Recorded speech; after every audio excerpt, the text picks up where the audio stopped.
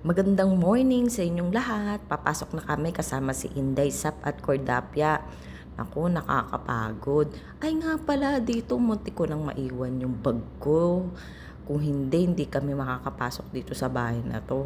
Ayan, magbababa na naman tayo sa Stairway to Heaven. Sus Mario, Josep, grabe naman nakakapagod. Pero ang bahay namin kasi nasa 4th floor. Wala kaming elevator. Sobrang init, Parang alam mo, papayat ako sa ginagawa ko. Pwedeng pumayat, pwedeng tumaba. So, saan ka pa, 'di ba? So, eto, sabi ko kay Ate Sap, mag-ingat siya diyan. Baka kasi maggumulong-gulong na siya, bongga ako sa kanya. Nako, si Inday Sap, magagalit na naman sa akin.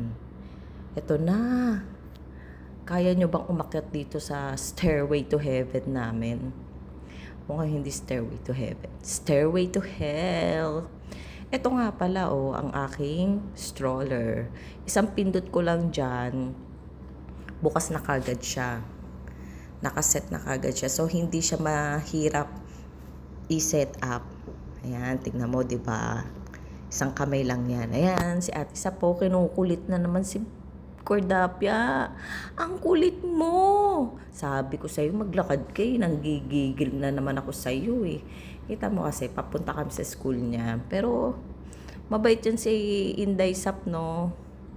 Siya nag-aalaga dyan sa kanyang kapatid at saka binabantayan niya yan pag may ginagawa ko. Yun nga lang, nanggigigil siya. Eto na, papunta na kami sa school niya. Tingin ko talaga, papayat ako sa ginagawa kong to.